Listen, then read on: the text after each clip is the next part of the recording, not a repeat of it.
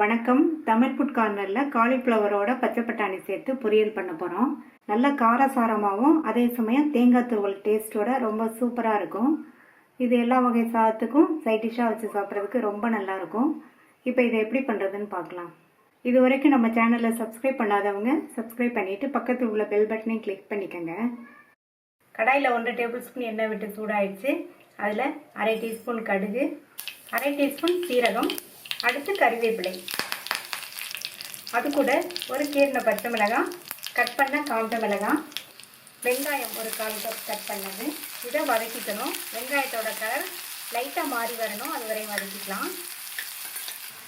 வெங்காயம் இந்த அளவுக்கு வதங்கினதுக்கப்புறமா அது கூட 1 டீஸ்பூன் இஞ்சி பூண்டு பேஸ்ட்டை சேர்த்து அதனுடைய பச்சை வாசனை போகிற அளவுக்கு வதக்கிக்கணும்.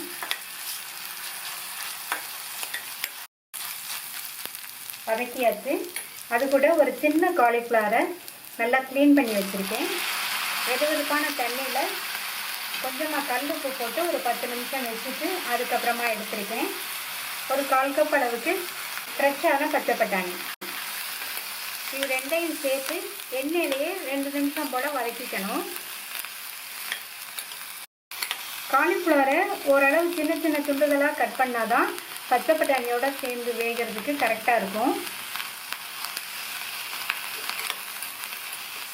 இந்த மாதிரி வதக்கி விட்டுட்டு அது கூட 1/4 டீஸ்பூன் மஞ்சள் தூள், உப்பு வந்து 1/4 டீஸ்பூன் சேர்த்துருக்கேன். அப்புறமா கொஞ்சம் சேர்த்துக்கலாம்.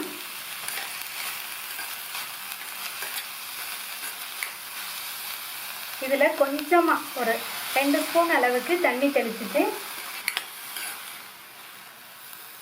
மூடி வச்சிடணும். இந்த காலிஃப்ளவரும் இந்த பச்சை பட்டாணியும் வெந்து வரணும். அதுக்கு வந்து ஒரு 8லேருந்து 10 நிமிஷம் ஆகும். இடையில அப்பப்போ திறந்து பார்த்து கிண்டி விட்டுக்கணும். காலிஃப்ளவர் பச்சை பட்டாணி ரெண்டுமே வெந்துருச்சு. ஒரு 8 நிமிஷம் ஆச்சு அதுக்கு. அடுத்து இது கூட 1 டீஸ்பூன் கொத்தமல்லி தூள், ஒரு 3/4 டீஸ்பூன் மிளகாத்தூள் நீங்கள் உங்கள் காரத்துக்கு தகுந்தபடி சேர்த்துக்கங்க. அப்போ 1/4 டீஸ்பூன் உப்பு சேர்த்தோம். இப்போ 1/4 டீஸ்பூனுக்கு கொஞ்சம் கூட உப்பு சேர்த்துருக்கேன். இது கரெக்டாக இருக்கும். சேர்த்துட்டு நல்லா ஒரு தடவை கலந்து விட்டுறணும்.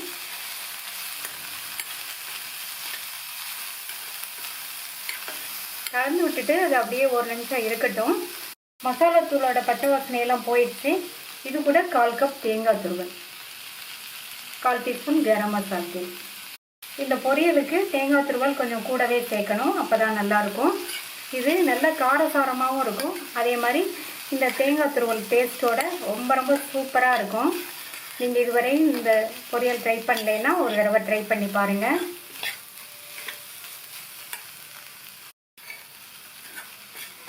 நல்லா ஒரு தடவை மிக்ஸ் பண்ணி விட்டுட்டு கடைசியாக கொத்தமல்லி தழை சேர்த்துடலாம். இன்னும் நல்லா சூப்பராக இருக்கும்.